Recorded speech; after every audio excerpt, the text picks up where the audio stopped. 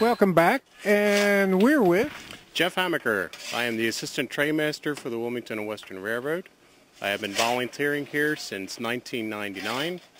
I started out as a trainman, worked up to brakeman, moved up to conductor, and now serving as the Assistant Trainmaster. And what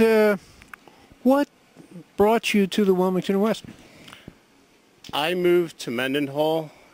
The person's house that I bought was one of the founding fathers of the Wilmington Western, Pete Small, and that property borders the Octorara branch of the Pennsylvania Railroad. I found out through the neighbors that Pete had worked for the Wilmington Western Railroad, and I came down, took a dinner train ride, sat there and bent the conductor's ear for most of the trip, and I had my application in at the end of the trip and joined about a week later. And the rest, as they say, is history. And so you volunteer along with the entire train crew and come out here on the weekends. I come out here on the weekends, and also I do a lot of weekday during the evening work, administrative and making sure everything's running smoothly. Now, tell us about the schedule for this year. Obviously, the train isn't running out to Mount Cuba because of the damage from the storm, but tell us a little bit about what the folks can see when they come out here to ride the train. For updated schedules and events, you can check out the website, www.wwrr.com. We are basically running a schedule that runs to Brandywine Springs Park.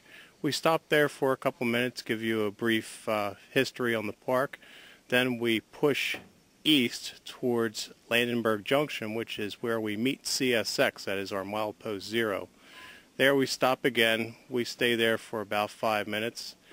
And during the year, we're going to have tours either at the Marshallton Shop Complex, which we are at right now, and we also have other scheduled events that are coming up, such as our Wizard Train and various other events, both on and off train events, either at the station or here at the Yard Complex or even at Brandywine Springs. The folks at Brandywine Springs will be providing tours sometimes, so you can have a tour guide run you through the park. That'll take roughly 45 minutes. So even though the railroad isn't all back together yet, and they're doing the track work and extending the line once again, repairing the damage, there are still things here to do at the Wilmington Western, a lot to see. And these coaches are quite something. They're not from the Amtrak era. They're from time quite early on. They were built in 1914, 1915. By the Pullman Standard Corporation. They are known as Booten coaches.